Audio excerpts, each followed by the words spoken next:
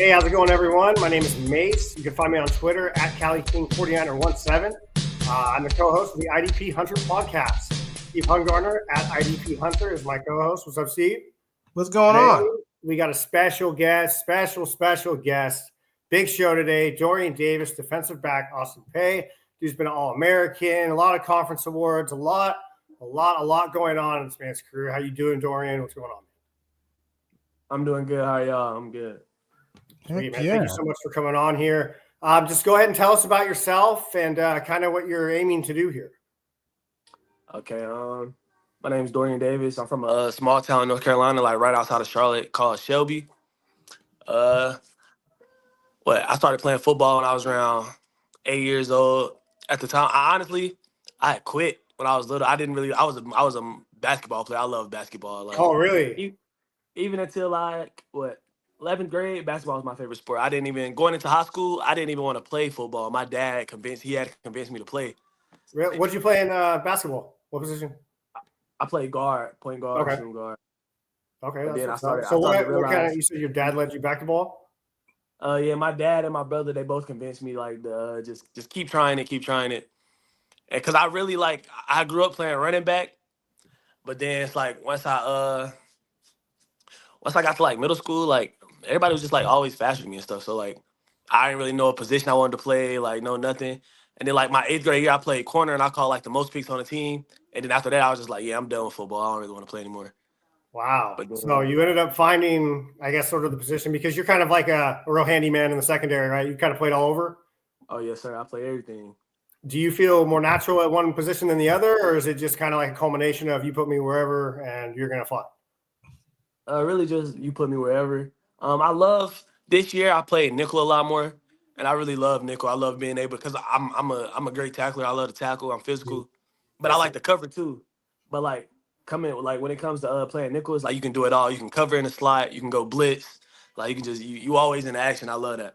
You got that freedom, right? And kind of the defense kind of gears itself around you. You get to be kind of that action guy there. That's really cool. So, seeing as you've been around, you've been to a couple schools, a lot of defensive schemes that you've probably had to learn and stuff.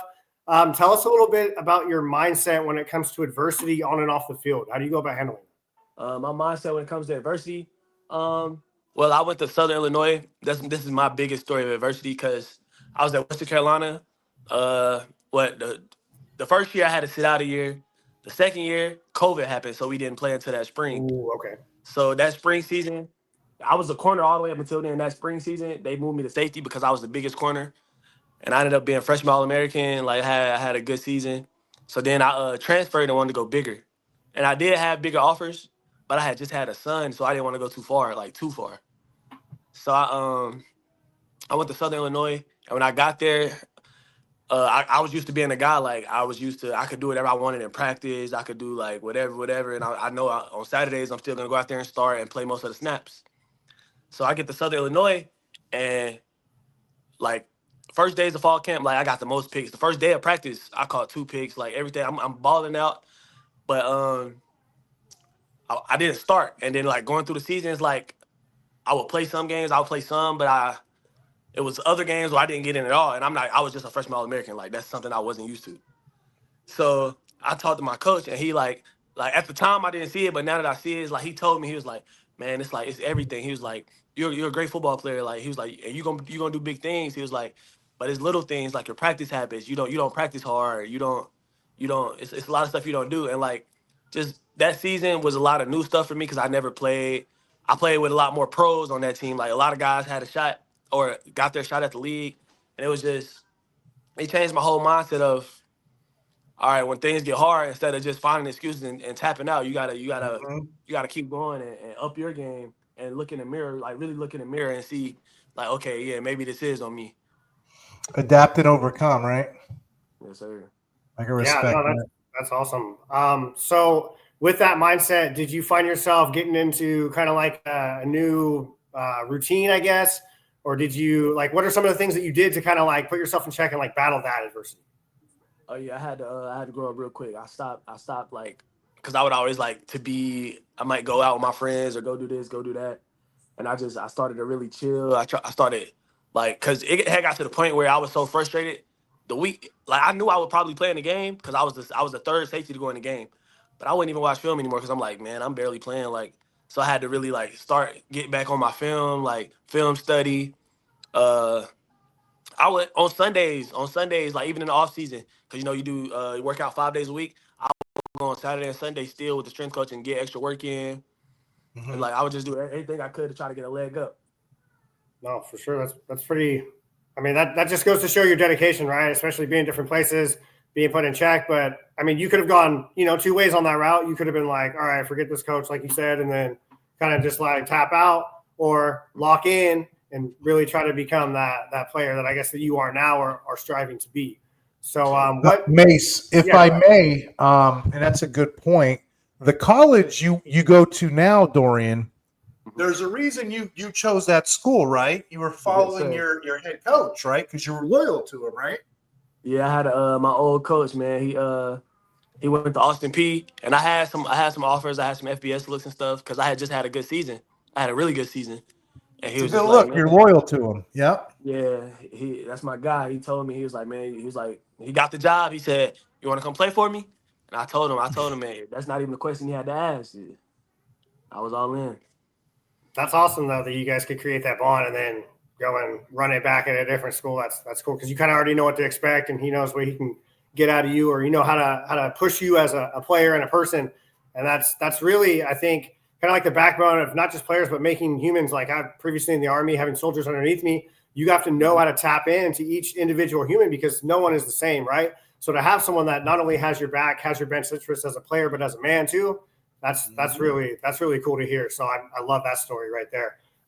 Speaking of that, so I mean, you're loyal, you're a father, you love God. What is something else that maybe scouts or talent evaluators might not be able to tell from just your film that maybe you want to get out there and let people know? May not be able to tell from just my film. Let's think. Low key, I honestly, actually, because my parents doesn't really give it off either. I'm a bit of a country boy. Like I love like country music. I love going to like trail rides, rodeos. I love doing all types of stuff like that. Like, Have you ever rode a bull? No, no. I'm still scared of that one. He's loyal, Mase. He's not dumb though. He's not hey, I rode one once. Don't feel bad. I'm not doing that either. You are fishing and stuff too? Oh yeah, for sure. My brother, we used to always go fish all the time. My brother's like, that's like the closest person to me. That's like my best friend. We used to go fishing all the time because I used to always like he lived with my dad.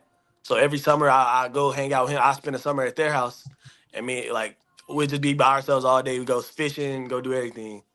The best thing, man. If I may, Mase, if I may, we're talking about family bonds and your brother. Is that your favorite family member? Are you guys close? Oh yeah, me and my brother, man. That's like we're years apart, but you would think we were twins. Like it's just like I always want to be just like him in everything. Like did he look out that's for like you when you were going to school? Did he look out for you, like help you out, maybe take care of you a little bit?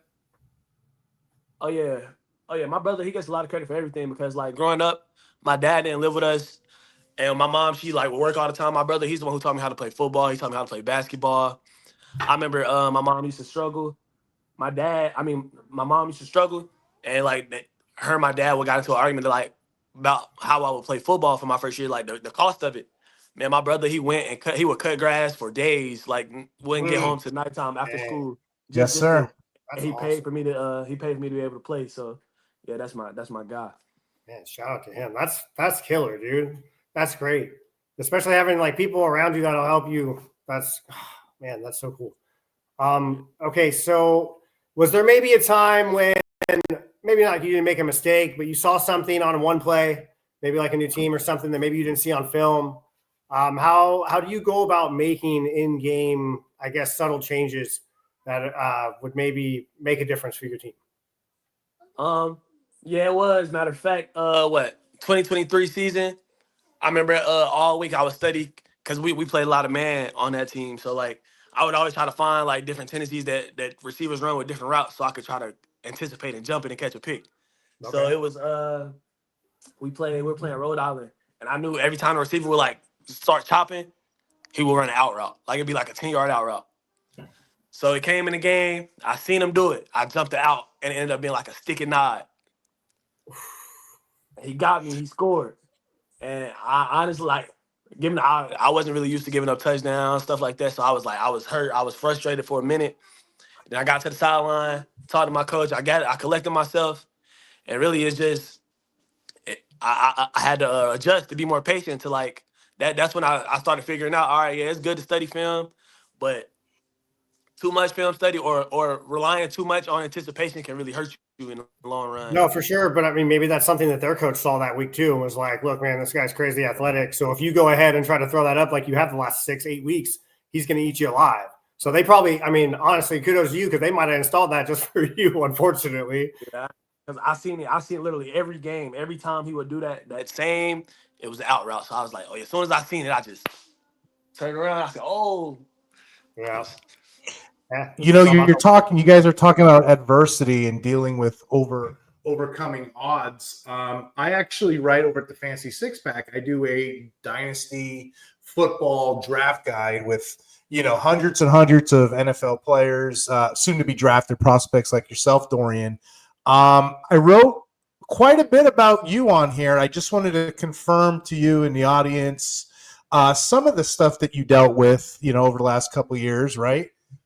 If I'm not mistaken, you played cornerback your freshman year. Then you switched to free safety. That was the All-American year. You played a box safety. 2 years later, Mase, he transfers again, converts back to corner. You got to tell us about that. And that was in 2023, I believe. Then the following year, he plays nickel slot, but he starts out at safety. You scream diversity, different types of positions. I'm sure an NFL team would like to covet that. Any thoughts there? Yeah, my versatility is something that I've always been big on because because I used to only I was a corner, and when I played corner, I wasn't like the guy that was gonna play 7 yards off. I wanted to be in the boundary. I wanted to be in your face, like press man. So I wasn't really used to off man coverage or none of that. And then I remember my coach told me he was moving me to safety. I drilled that because COVID happened, so it gave me a whole year. I drilled that for the whole 2020, and like it made me really like realize like how far I could take it if I can line up in safety, I can line up in a post or in a deep half, but then if need be, my coach could tell me, all right, go play corner and go press this guy. And when me and Mase profiled you, we have you more as like a box free safety. Is that where your strength of your game is, or do you see yourself at a different position?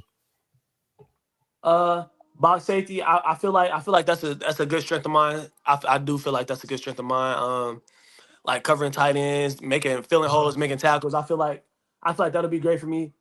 And then I feel like honestly, whenever you guard more, because coming out of high school, I was a guy. I got a lot of D1 offers because I was an intercept. Like I had a lot of interceptions. So like I feel like when you get that free reign, like okay, you're in the box, so you see the guard a tight end, or you can like zone drop, like go rob. I feel like that'll really help me get back to the interceptions part. So I feel like that's the strength of mine. So real quick, would you rather get a downhill hard-nosed hit, forced fumble recovery, or would you rather get a break downhill, intercept the ball, and then go out of bounds? Are you more of a hitter, or would you rather get that finesse play? I want that interception. I'm not gonna lie to you. All right. He wants the big play. Oh, because I know you can do both. So that's why I had to ask. I wanted to see which one you like more. Which one had that better feeling, you know? Yeah, it's just something about the ball in my hands. I love it. Right. So what gets you hyped up? What gets you ready for game day? You got a meal, you got a routine, you got a stretch. Game day. Honestly, I'm always like I'm on edge. Like every game day that I wake up, I listen to gospel for like 2 hours in the morning to calm myself down. I gotta listen to gospel. It calms me down. Helps because I wake up, I got the jitters. I'm shaking. Like I'm ready. Like I wake up might not be for till 8 o'clock. I wake up at 6:15 and I'm just up. Like can't go back to sleep. Yeah. So y'all listen to gospel. It calms me down. Helps soothe my mind. And then I call my dad. We pray about everything. There you go. And then at that point, I just go to the team meal. I don't really eat much before the game. I don't know why. I just don't really eat that much. And then you got a favorite gospel song? My favorite gospel song is either Praise Him in Advance by Marvin Sapp, Okay. or The Best in Me by Marvin Sapp. One of those. Oh, there you go. There you go. You know what? You two are talking about music. Brings me back to Prince, the artist formerly known as Prince, once said, "Dearly beloved, we are gathered here together to get through this thing called life." For guys like Mase, Dorian, for guys like our audience, life is fancy football, is it not? Is it not, Mase? Life is fancy 100%. football. Specifically, IDP, individual defensive players. That's what we play. That's when we look at these profiles. You know, we get on our little cell phones. These are little men in our phone, and we plug them in. You're doing it for real. So, you know, blessings to you, and you know, appreciate the future you're about to embark on. But I always wanted to know. Mace, do you guys play fantasy football? Do you have time for that with your routine? Do you have a team? A fantasy team? Nah, I don't. I tried to play one time when I was younger. I had it was the year Andrew Luck, RG3, Trent Richardson, all of them came out in the draft, and I remember I got like Andrew Luck. I had RG3 as the backup. I had Trent Richardson. Like everybody's drafting all these players, and I'm just drafting all the good rookies I know, or the rookies I think is going to be like really, really good. And my team did not do well at all. And ever since then, I never played again. That's funny. I can tell you, man, I got in a couple of deeper leagues. I normally don't draft defensive backs. I usually wait and then pick them up afterwards, but definitely going to throw a couple flyers out there and pick you up, man. Definitely support you there. What do you think sets you apart from other players that play your position? Or is it your versatility, maybe just something that you do, your work ethic? I would say my versatility and my ability to really like, because like there's this notion around DBs that we aren't that smart. So it's like the way I can get information and process it, like new calls, like I can learn new calls just like that, and I love being a visual, like I love like actually doing things to learn, but I'm also a great visual learner, and like I can take it straight from the board to the field and like with no problem. I feel like that's a strength of mine. And then yeah, just my versatility, my ability to do everything on the football field. So how do you go about? Oh, sorry. Go ahead. Oh, also I was also say like my effort, my will, like what it's just like when I see a guy in front of me where most people would give up and be like, oh, he's gonna score. I run through the goal line. Like I'm one of those guys. Like You take pride in what you do. You gotta lock it down and hold it down. And whether you succeed or fail, it's all about the journey. I mean, obviously you want to win every game, win every matchup and stuff. So I respect that, man. How do you go about communicating with your defense, like pre-play? So like you said defensive backs aren't known for being the smartest guys in the field. You saying the linebackers got an ego, or no? like it's just like if you go to around a college program, they always be like, the DBs, those are the troublemakers. They don't listen. They're hard headed. They're this. They're that. Man. Like yeah. You know, Mace, I'm looking at his tape, and one thing that shows up a lot. He's a reliable tackler. That's one thing that shows. Do you consider yourself? Is that a strong suit of your game? Do you think? Tackling, yeah. I think that's a very yes, that's very strong part of my game. And it's crazy because like coming into college, I wasn't really a tackler. Like I told you, I used to catch like lots of interceptions. So it got to a point where it was like I got moved to safety, and I remember I came in and I came downhill soft in practice one time, and I tried to hit a running back. He like ran through me, and it was like from that point, it was just like all right, because I was probably like 165 pounds. It got to a point. It got to the point where it was just like, all right, I'm gonna hit them before they hit me. And then ever since then, that's what I did. Oh my goodness! And it's just I love. I feel like tackling really like it gets me into the game. Like once I get that first hit, I'm like, okay, all right, we here now. And it's just yeah. For sure. You want to walk us through one of these plays right here? Yeah, I can. I definitely can do that. Okay. So what? Right here, this was was that the sack versus West Georgia? Okay, so yeah. Hold on. Can we get it restarted real quick, Steve? Yeah, sure. Oh, yeah, for sure. So where's your placement here? Are you nickel or are you outside corner here? I was a nickel. So we started, we had this scheme. So we would show like a 3 high look. So I was showing as a high safety off the hash. Okay. And then as the quarterback got into his cadence, I start to walk down and I show like I'm gonna play man coverage right there on the condensed I guy. see that. And as soon as he say go, I just snap the ball. I see the tackle step out to me. I wasn't really expecting him to step out to me. So I gave him a stick outside, came underneath, made the play. No, that was a very good move because that's what I thought too. I was like, oh, he's going to go through clean. And he did kind of slide up to you, but you still busted through and you brought him down. Here's another good one. If you want to walk us through this one, hold on. This play right here. Oh yeah. All right, hold on. Let me go. Yeah, that play right there. We that play right there, man. man. Did you read that pre-snap? Really, I'm gonna tell you the truth. That was really on my coach. My coach really he helped me with that one because the whole day we would line up and we would be like 10 yards off, and they would throw like a bubble screen. It was one drive. It was like the quarter before that. He told me, he said, "Hey, next time we call this call, I want you to go down. I don't care what the formation is. I don't care what it is. Go down on the slot like you pressing and just play it. Play the flats. 'Cause I was supposed to play the flats." Oh, you played the flats, kind of. Yeah, so then it's a shot for I lined up, and as soon as I seen them bubble, I ain't gonna lie, if it would have been a screen and go, it would have got me. But as soon as I seen them bubble, I just shot it. And I seen like nobody stepped to block me, like they ain't really want to block me, so I just tried to lit it up. Yeah, that's a great play. Here's a good one that shows your pass coverage skills because I keep talking. I'm an IDP guy. I like the sacks and the tackles, but here's a pretty good one. Oh yeah, that play. That's that receiver actually he played. He was on a few practice squads that next year. Matter of fact, he's that was a good receiver. Our coach talked about them all week. That was the season I went back to corner, and that was just a cover one, straight cover one call. And I played press man. I was really expecting a fade because I know he's a big red zone target for them. And I just had to really like lock in on my keys. And once he gave me the release and we got into the route, because on film all week, I was like, okay, like he's super fast, so I really got to be. Mm-hmm. But once he got in the release and he got in his route, he started running. And I seen I'm still over top. I said, okay, yeah, now I just got to do is get my head around, flip, and play the ball. Yeah, no, that was a nice get off you had there. Stayed with him, broke off on your hips, still stayed in stride. Where are your eyes at when you're, I guess, when you open your hips there and you're looking at the wide receiver?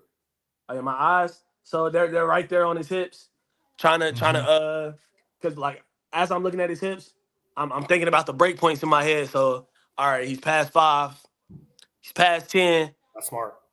And then once I see his eye, if he's at 10 and I see his eyes go back, I know it's a fade. If he's at 10 and his eyes are still down the field, that means he's gonna break an intermediate route or he might run a post route. That's something I learned from my coach at Southern Illinois. Is all about his eyes. Mm-hmm. Because if he's running the fade, he has no reason to keep looking downfield. Intermediate routes, he's not gonna be looking back in an intermediate route and then break on the dig. Like that's never gonna happen. Let's go back to one of these plays where he makes the big hit. These are the ones I like to see. Look at this. Look at this Mase right here. You walk us through this one. Boom. Look at that. Oh yeah, that play right there, man. It was so this time I'm in a 3 high, but I'm playing field safety. So I'm in the middle. I'm in the middle this time. Yeah. So I keyed 3. So I was keying the running back because they started 2x2. So my key was the running back. But once I seen the motion to the 3x1, I was like, all right. This little condensed formation, did it on me earlier. I was at nickel and I went to blitz and they got me with the screen because like as soon as I blitzed right into alignment. So that time my base alignment was like 9 yards. I seen him come over in the little with that same motion. So I cheated my lineman a little bit. As soon as I seen, because he turned it to number 2 because he went past the tight end. Mm-hmm. So soon as I seen, I looked at number 3 on the snap. As soon as I see number 3 step out to my player, I just shot the gap. Go make a play. Yeah, you slid right by him there. That was pretty close. You're pointing out. You're calling it. Great, very well. It was a really nice play, man. You're a backfield slayer, bro. Mm-hmm. Oh yes, sir. Yeah, box free. That's what I called it too. I love that tweener position. It's you have to be an insanely versatile player to be able to do that. In the NFL, I'm a 49ers fan, so the Niners typically have the 2 safeties, but they like the versatility, the interchangeableness, and that's something that I really think that you bring to the table. That finesse, like I said, getting to the high point of the ball, coming down with it, maybe possibly making a play afterwards, or going downhill, being a hard-nosed hitter, and not just hitting, but actually wrapping and bringing the person down. You've also shown that you can play outside, and you've got the mindset of a corner with, I guess, the hitting ability of a safety. So it should be a very out player. Speaking of the 49ers, man, my guy, he's one of my guys. We train together in the off season. Malik Mustafa. That's my boy. That's my boy. Dude, me and Steve were talking about that guy last year. I picked him up in a league, deeper league, but man, that guy. You said it. I knew exactly what you're talking about. He played a lot of box. Yeah, he's a monster. He's going to be breakout season for real this year, I think. And I'm not saying that because obviously I'm repping, but this last play here, I just wanted to show something here for you, Mase, and for the audience at home that can't see our screen. Those that are on Spotify, welcome in. Those are on iHeartRadio, welcome in. Those that are on, Apple Podcasts, welcome in. Look at the YouTube channel. We got quite a few plays up that Dorian did throughout his career. This one right here shows really well how you diagnose plays. Because if you look at how this starts, Mase, look at this. Dude is wide open asking for the ball. But look how it turns out. You think you can take us through this, Dorian? Kind of walk us through this. What was your rationale? Oh yeah, I'll give it to you. So, right there, we were playing a 3D 2. What? No. Yeah, I think that was a 3D 2 under coverage. So I knew the ball had to come out hot. So as I'm the post player, I'm backpedaling into my post. I see the switch verts, and I at first I paused right here. I paused on the vert that was coming across the middle, but then once I seen the quarterback's eyes wasn't looking there, I'm like, all right, he's either finna get hit or he's gonna have to let it go. So I just started running to the seam because I seen it out the corner of my eye, and I didn't know if my overlapping corner could get there. So I just once I seen his eyes wasn't looking at the middle one, I just started running to the seam. You can't teach those skills, huh? That's just basically instincts, right? You either have it or you don't. Yes, sir. God-given ability. Yeah. Yeah, no, it is a smart play because you see guys sometimes kind of get caught up in between, get their legs a little tangled up, and even if they don't fall, that's still the difference between a touchdown or a game-changing play. Yes, sir. I seen it. I stopped, and once I'm telling you, because it's like we were practicing that play all the time. So literally in practice, we can't hit the quarterback, but if the quarterback don't get the ball out, he's sacked every time. So I knew it. I was like, all right, well, he's not looking at the middle, so he only gonna have time for one read. He's not gonna have time to come back to it. So I just ran straight to the seam. Yeah, I'll tell you what, there's going to be a team out there somewhere that's looking for a player that can diagnose, hit, play deep like that. The versatility in itself, Mase, I mean, that's impressive. The two things that stick out to me, if I may, versatility, and you know what else coaches look for? I think, anyway, you guys tell me. You know that DNA factor, that family bloodline? He's got the genes, Mase. You got what? Your cousin Sydney Rice and your other cousins, Brandon Spikes, yes sir. Brandon Spikes. Sorry, I don't know why I said that, but yeah, Brandon Spikes and Sydney Rice. So any stories on them? Big family reunion. You got a big family. Probably all athletes, huh? Yeah, most of my family are athletes. Not really with Rice, but with Brandon Spikes. Yeah, I used to be around that side of the family all the time, and he was always what we talked about. Probably my best story was I went because I grew up a Florida fan because of him. So I got to go to a Florida Gators game one time and watch him play because he ended up he played with like Aaron Hernandez and Tim Tebow and all those guys. So that's like the glory days, bro. Yeah. Like back when the swamp was jumping, dude. Wow, tell us about that. Yeah, that just changed my life, man. It was oh my gosh. Rowdy there, huh? Mm-hmm. And they were so dominant. Watching him play, like he wasn't the most athletic guy, he wasn't the fastest guy, but he got to the ball, and every time he got to the ball, he made you feel it. Like he made you feel the fact that he was there. Yeah. And he just man. Yeah. So all right, the last question I pretty much have for you ended with this one. Dorian Davis, what's a day like when you don't have the pads on?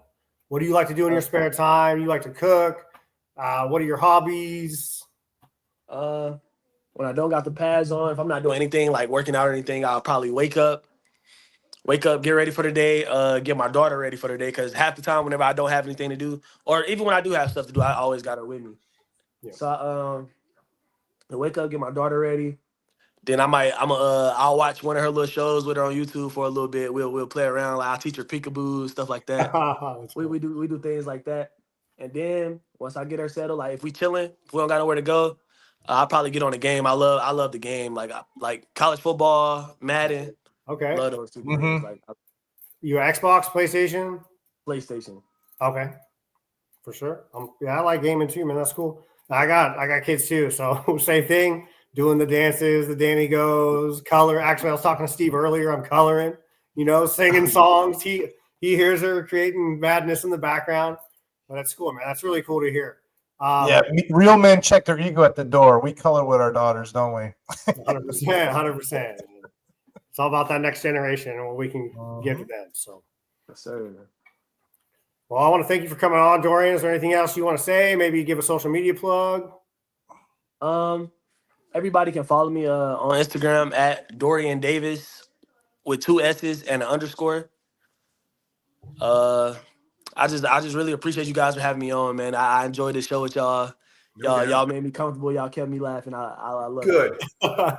That's what it's about. A high tide raises all ships. You know what I mean? We're glad. We're glad you came on. Would you come back? Would you come back when you get that $1 billion contract for the Dallas Cowboys? I most definitely come back. Just kidding. They don't got any more money, Mase. They're in cap. The Niners are acting like they don't got any more money. But Hey, I grew up the furthest thing from a Cowboys fan anyway. Love this man, dude. But yeah, like I said, we appreciate hearing your story, Dorian. And like I said, there's people out there that need to hear that. We all need to laugh and joke. Mase, you know me. Find me on IDP Hunter. I'm doing that rookie magazine over at the Fantasy Six Pack with Joe Bond. Really enjoyed doing this podcast. We called it Late Round Draft Heroes because Dorian, your plays, your abilities, you're a stud. You're going to be a hero at the next level, and I'm looking forward to watching your career. Yes, sir. I can't wait to see how it turns out. I appreciate Good luck to you, bro. What's that? I said I appreciate you guys. Oh, yeah. Hey, seriously, this is a huge opportunity for us. And if we can help you or get your story out there in any kind of way, man, that's really what it's about here. So, seriously, thank you for taking the time. And hopefully, like Steve was saying earlier, we can have it. My name is Mase. That is Steve. We are out. We'll see you guys next time. Yes, sir. See y'all.